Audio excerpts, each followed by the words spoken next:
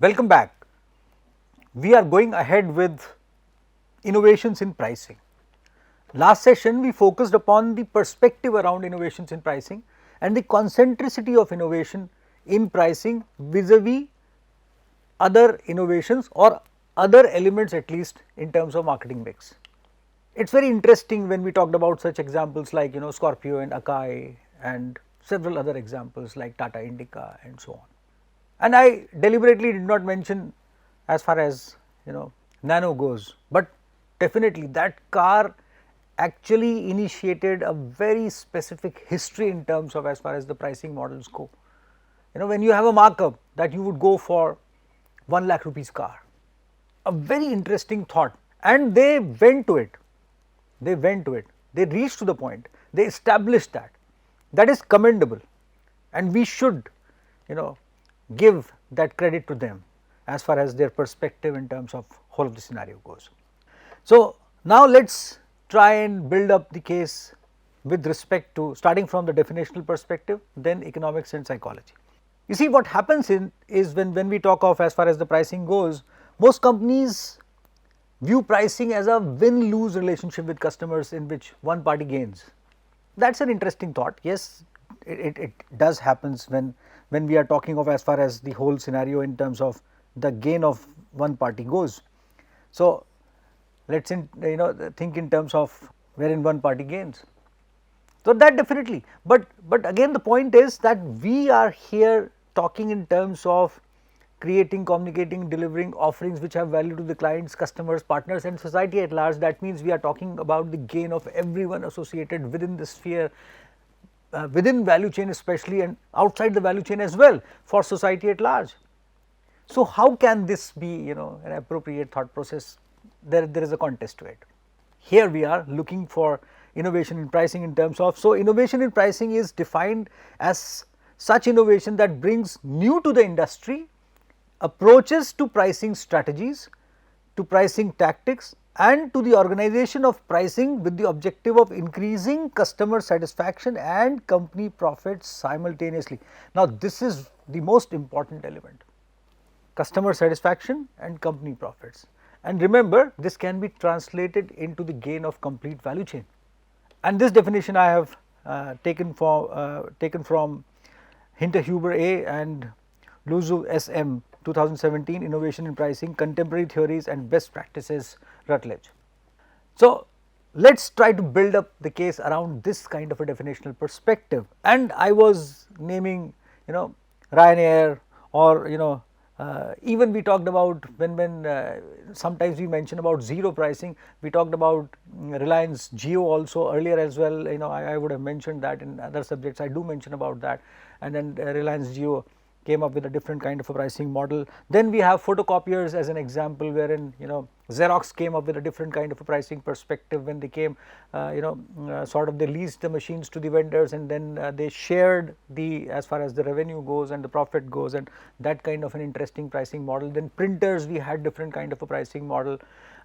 We had printers, and then the cartridge was the main revenue generator in terms of as far as the that kind of a thing was driven through a pricing model. But I mentioned about different factors, and when we started producing printers at a very low cost, improving upon the technology, then we came up with as far as this model of cartridge based kind of a pricing model in terms of printer goes. And I have mentioned about the fact that there are some important factors as far as innovation in pricing goes, and those factors, they have concentricity in terms of as far as driving the whole scenario goes. So, if we belong to this kind of an industry, as I mentioned in my last discussion, then eat as much as you can. So, and then you find such kind of restaurants almost everywhere. So, we have a restaurant in nearby city called Meerut, which is not very far from this place. It's probably let us say 125 kilometers from here, where there is a restaurant since quite some time, Marwadi Bhoj, and there they offer a thali at a fixed price and eat as much as you can. There are several such kind of restaurants. Then there are insurance based kind of models, wherein you keep healthy and you pay a lesser premium. I will be talking about these. There are several company examples associated with this kind of a thing. Then you are a good driver, you pay the less, the premium to you is less in terms of as far as the insurance perspective goes. Then there are several banking products, and then they have a different kind of a calculation in terms of the kind of optimal time duration for which you would be keeping your money fixed with them. So for 40 days it is a different kind of a rate of interest they would offer to you. For 44 days and onwards, for a while they would offer a different kind of a rate of interest. If I am not wrong, nowadays it's a difference of almost 1% or so. So that is the kind of pricing model goes. Then lawyers, they work on retention and case to case basis kind of a fee. Doctors also work on such kind of retention, or let us say if you are a family doctor, then different kind of a package goes, and so on. And then there are kitchen products, excellent examples in terms of how they are going for a particular kind of a price bracket within that kitchen sphere goes. And then several kinds of for example ovens and cooking ranges and mixers and grinders and several other kinds of utensils. We have very specific kind of pricing models which are associated with these kind of products. And it is very interesting, you go to your kitchen and look around and just try and analyze, you got attracted towards these products because of the pricing many times. Then there is a bundled pricing as such, you put up a combination of things for which you price the customer. And we talked about category sales or category perspective in terms of as far as innovations in marketing goes. In my earlier discussions we had that kind of a discussion and I mentioned about it. Then we have family kind of a product, family kind of a perspective associated with that. B2B pricing is also there. And then nowadays when you book air tickets, then vendors or the organizations like Make My Trip, for example, they have a feature of locking in the price. So you lock the price today and then you may buy the ticket at the same price even if it fluctuates. Now that is again the factor. Then there is an element of that if you want some food, then this price would be added, and if you want some baggage support, then this kind of pricing would be there. Then you want airport taxi, this kind of pricing would be there. Insurance, then some pricing would be added. Although I wonder sometimes when I book these kind of tickets on the lighter side, that can it be that they go for a particular kind of a price, and if they say that if you do not want this price should be this would be slightly lesser as compared to what you are paying. That would be slightly more motivating. I do not know if they are listening to me at this moment and if they have tried to understand what Daniel Kahneman says. They definitely should. They are intelligent marketers, they have grown quite big in due course of time. So you see, that is the perspective of as far as the whole scenario goes. Let us see. Then innovation is pricing by, for example, General Electric through their new power by the hour kind of a thing, and this initiative gives usage rights to jet engines, include maintenance and spare parts. Customers pay only when the aircraft is flying, and thus they earn money. Look into these kind of examples, they are always there. You look into these stories, just Google about them and you would realize that this is again innovative perspective around pricing what GE did. So GE now has the incentive to ensure that the jet engines perform, and as a result profits as well as customer satisfaction increases. You have drawn the customer from a fixed kind of a thing towards a flexible kind of an approach where it becomes more rational and genuine in terms of as far as customer perspective goes. So there are several elements to it, and I would come back to some insights later on as well. Let us look into new frontiers in pricing for profit. So the combination of databases and technology in the current age presents marketers with a multitude of ways in which to offer different prices to different customers. Now here we are talking of usage of database and technology. There was a time few years back when a company was technology intensive. Today, and then there came a time when a particular kind of an industry was technology intensive, like software industry. But today almost all the industries, all the organizations are technology intensive.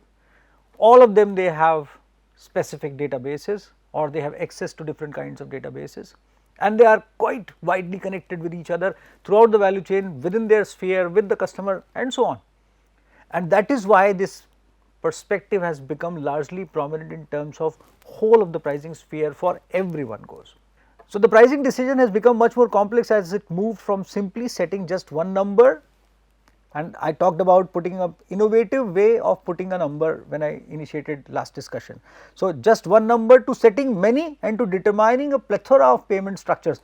You see, as I said that we are talking about individual targets or micro segments, differentiation within individuals, amongst individuals and amongst micro segments matters a lot if we try to innovate upon the pricing for individuals also go. There is a debate that in case of one kind of product it should be universal pricing for almost all, but when we are talking of a global geography, when we are talking of distribution of the products globally, then it might not be the same scenario.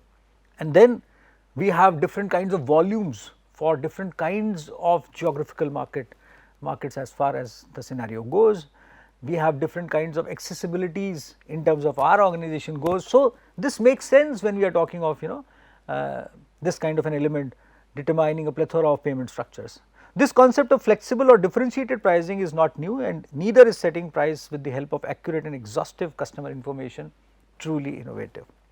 So, this I am accessing from Kashani K, Jeanette J, Horowitz J, Mihan S, Ryans A, Turpin D and Walsh J, Beyond Traditional Marketing, Innovations in Marketing Practice, John Wiley and Sons.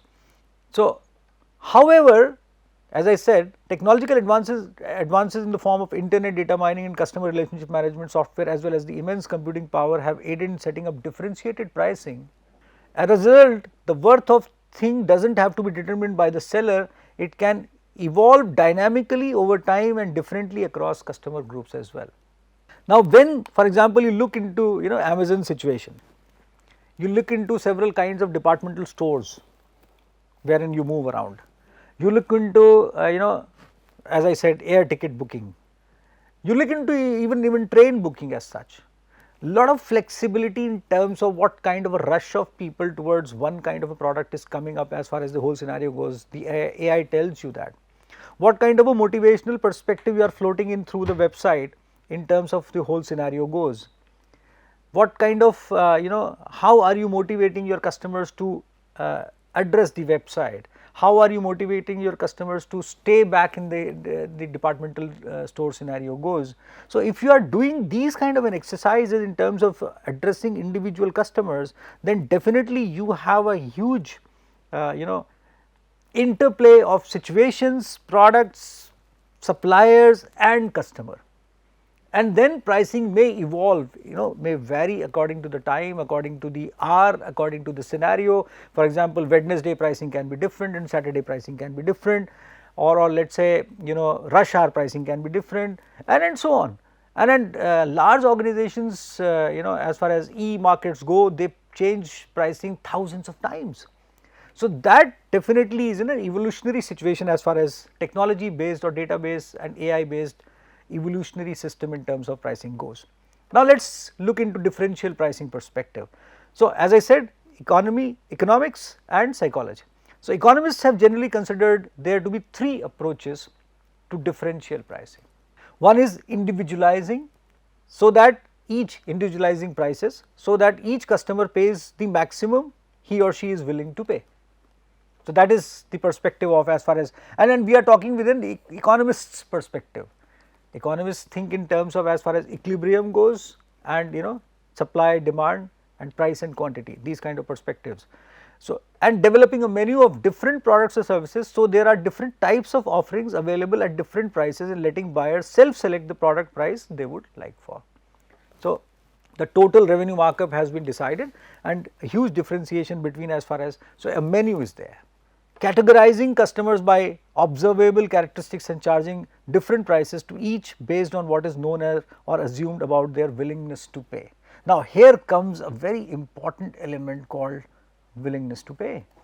How much a customer is willing to pay, and you see, when we are talking of these kind of three different kinds of perspectives around economists perspective goes, then it reminds me of good kind of a thing wherein you go to restaurants.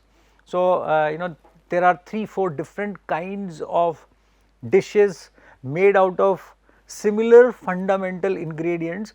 The method of making those dishes and ingredients are different, but for example it's a cheese based kind of a dish, or it's a potato based kind of a dish. So that ingredient remains the same, and the gravies are different and so on. So here pricing also gets differentiated with the perspective of sometimes demand and supply, with the perspective of, let's say, likability, with the perspective of so many things. But process is halfway same, and that is where product line changes attract different kinds of pricing. Special edition pricing in automotive is also there. That reminds me of these kind of things when we are talking of. There are some restaurants which offer, let's say, flexible menus in terms of the accessibility to the raw material. They might have that particular day in when they are going to vegetable markets, and that is how they fluctuate the price in terms of, as far as, because that menu is special that day, so they can charge special prices, or they are purchasing somehow cost effective raw material because of availability, so they are offering flexibility in terms of reducing the prices that day. So individualizing is related to, long considered a theoretical and ideally applicable to only a few situations, auctions and one-to-one negotiation. For example, personalizing price to the maximum a customer is willing to pay is clearly difficult to execute on a large scale. However, technological advancements have widened the possibilities here.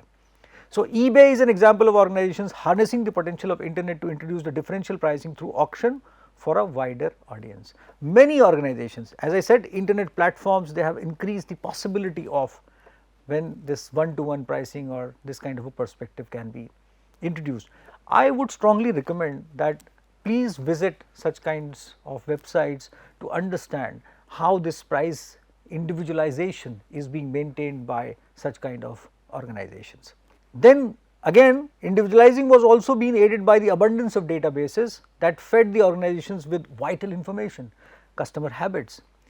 So Catalina Marketing Corporation logs 250 million transactions per week at 21,000 supermarkets. They track the purchases of 100 million households who are members of store loyalty programs and deliver 4.5 billion customized promotions per year. Shoppers receive targeted coupons based on very precise modeling of their behavior as they check out. Very common practice nowadays, but was very innovative when introduced, and that innovation level kept itself as being innovative for a very long time, and still people get attracted towards these kind of things.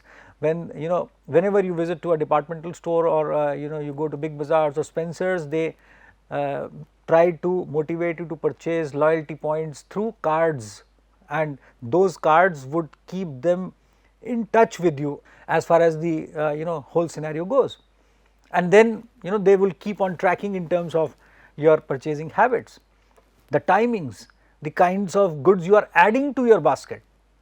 So that is an important thing which you keep on doing, and that is how they keep on monitoring you. Then there are menus. So in current age, a one size fits all approach is not preferred, as a range of product versions are made available on the marketplace and consumers, and they have the option to select the one they prefer. So the closer a product gets to consumers' ideals, now you see, watch this, the more he or she should be willing to pay for it basically, and that actually, this kind of a pricing is actually directed from the side of the product innovation and customer retention in terms of the product quality differentiation, and those kind of things go, as well as the kind of a promotion goes. But the concentricity, if it is driven from the product side, then still price is a part of it, and if it is driven from this side, then definitely those things have to be considered in due course of time. Products and services now exist such that the marginal cost of making an additional change is very low. The cost of customization has diminished, and the ability to price discriminate has increased accordingly. We talked about commoditization, then we talked about customization also. We talked about the complete value chain perspective also. We talked about that after a particular kind of a stage, differentiation might be low. Now here it is when we talk about menus in terms of, as far as economists' perspective of innovation in pricing goes. So Getty Images, an internet based supplier of digital images, provides the same image at increasing levels of resolution at increasing price levels. A wonderful way of capitalizing upon resolution, a simple thought process, but then definitely, although I strongly assume that marketers should be thinking in terms of going steps ahead beyond capitalization of the situation as well. But it is a competitive market, marketers they definitely go on incrementally changing their pricing strategies and being innovative in terms of pricing. So, they can come up with a composite solution, but an incremental change can also be termed as a good innovation. Bundling is another way by which firms vary their prices. Restaurants have been using this for a long time. Offering a fixed price menu allows restaurant owners to charge more for individual courses than they could if they did not have the menu option. Many a times go to a restaurant and try to go for buffet. You would realize that you have lots of choices and options and you have to pay a fixed price that attracts you. Then few days later try a la carte and you would realize that you have ended spending almost similar and eating your choices. Both way you feel satisfied, but again where the marketer wins, where the customer, it is a very thin line. Here almost everyone wins. This concept is being leveraged by higher tech firms, software, telecom, internet service providers, all offer bundles as a way to capture more of an individual's willingness to pay surplus. You add on features, you pay more. Online subscriptions to magazines and newspapers follow this approach. We see more licensing of software products where annual subscriptions are paid and updates come continuously and so on. There are several kinds of as far as bundling goes. Then comes in categorizing. Sellers often use characteristics of the buyer to set a price. Age, location, occupation all reveal a little about buyers' willingness to pay and the sellers adjust price accordingly. Student and old age pensioners discounts are simply ways of extracting more from those who can pay more and increasing sales to those who can't, albeit at lower margins. Many again airlines and train examples, student discounts are there and elder discounts are there and so on. Supermarkets and petrol stations charge different prices by location. They may say these differences are driven by differential labor and property costs, but some have claimed they are because of differences in willingness to pay and the availability or dearth of alternative stores in that vicinity. Reasons may be different. Approaches in terms of as far as economist perspective of innovation pricing goes is the point of discussion here, but keep reminded of the factors we discussed and the innovative perspective we tried to introduce. Take streaming websites like Netflix for instance. They have created regions to fence off geographic areas from each other. A content like movie in the USA for example could be made in such a way that it is not made available for another nation.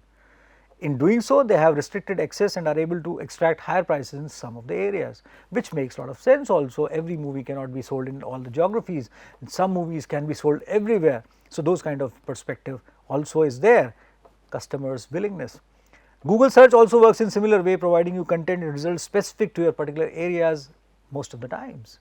Then comes in psychology in pricing, a psychologist's perspective of pricing. Up till now we were talking of economist's perspective of pricing, but be reminded of that economist and psychologist perspective of pricing goes hand in hand when we are innovating upon in whole of the sphere in terms of pricing, especially with reference to the concentricity of innovation in pricing vis-a-vis the marketing mix and vis-a-vis the value chain.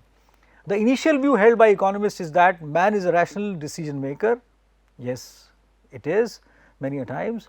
However, the newer discipline of behavioral decision theory has shown that consumer psychology greatly impacts the way in which consumers react to prices and price changes, and that consumers have particular systematic biases, and we cannot do a complete discussion without Daniel Kahneman's research in whole of the scenario. This has impacted the ways in which companies set their prices. So, psychology in pricing is associated with currently the researchers do not blindly accept the premise that consumers are rational beings who choose the lowest price alternative when all else is held equal. The way the choices are presented to consumers was able to systematically alter their preferences, presenting the prices and price changes in similar way, hence shaped the preferences of consumers. There are several studies that have resulted from this work. Now comes in attraction effect. Adding an irrelevant alternative into an existing choice set increases the proportion of people choosing an alternative from the original set, and this is known as attraction effect. And there is a whole lot of a psychological perspective, goes around attraction effect goes. Consumer is buying a camera and have two choices, a low price alternative with slightly low quality and high price alternative that is rated high, and third product is introduced by the same company which is between the two incumbent products on quality, but it is priced even higher than the more expensive one. What would you choose? Here comes attraction effect. Compromise effect. Closely related to the attraction effect, in compromise effect, the people like to choose those items that are compromised between the many alternatives on offer. They look at it optimally. For example, when presented with a choice between small, medium and large portions at a restaurant, people tend to choose the middle alternative. Have you noticed why? I haven't found this reason, never. Instinctively I say, well, middle one. Interestingly, this effect has been shown to be more pronounced when individuals have to explain or justify their choices to someone else. McDonald's does that, Cafe Coffee Day does that. Endowment effect. People tend to value things they already own more than they would if they did not have those items in their possession. This is known as endowment effect. And when you buy a computer or laptop and receive antivirus software for a 90-day trial period, this becomes an example of endowment effect in play. We always go for these kind of things. Here the computer purchaser is more likely to buy the software at the end of the free trial period than if the trial period was not offered. It usually happens. OTT platforms, trial is the call of the day, but in many cases when prices start from zero pricing and trial goes for X number of days, many people shell down that. But when we are talking in terms of bundled products, trial many a times works. Anchoring effect, and you see we are continuously referring to Kahneman as far as the whole situation goes, and authors have referred to him extensively. It is a cognitive bias that describes the common human tendency to rely too heavily on the first piece of information offered, the anchor, when making decisions. It was made famous by the work of Kahneman and Tversky, as I said. A study in Germany involving the price of a used car found that mechanics estimated the value of a car to be Deutschmark 1000 higher when owner said he thought it was worth Deutschmark 5000 than when he put a value on it of Deutschmark 2800. Consumers hold references differently for different product attributes. This is why it is easier to reduce product size than increase its price. Many a times you offer 1000 grams of a product and you just go for 900 grams, people do not mind. But if you raise the price level because it is becoming costly to produce that product, people would do mind as far as, or would mind as far as the situation goes. Then comes in framing. The way in which prices or price changes are framed can greatly impact consumers. Willingness to pay, consumers' willingness to pay. It is best to frame a purchase price or price change as a gain for the consumer rather than a loss. I mentioned about Coca-Cola's experiment on as far as the whole scenario goes, the charging more for as far as chilled Coke in hot weather. Two food products comes with label 80% oil free and 20% oil on them respectively. According to the framing effect, consumers are more likely to choose the one with 80% oil free label despite both of the products essentially meaning the same. The framing effect is extensively used in the advertisements and is also used to impact the consumer's appetite for risk. And there is a whole lot of research which has gone into this, and thanks to Nobel laureates like Daniel Kahneman who have contributed extensively in this kind of a field, and eminent authors whom we are referring to have used this, and we are continuously looking at this kind of a pricing situation all around us. I would be coming back to you with lots of examples in terms of as far as how pricing works in terms of innovation in pricing, because it is an evolving thing as ever, and people are bringing in intelligent moves in terms of as far as this generating innovation within pricing goes. And then I would be taking you through one or two stories around how things change for the organizations in due course of time. I will be catching up with you in next session on the same subject, and then I will be taking you towards distribution elements in terms of innovation in marketing goes. Keep studying, keep referring to the text I have been advising I will be catching up with you next time. Goodbye.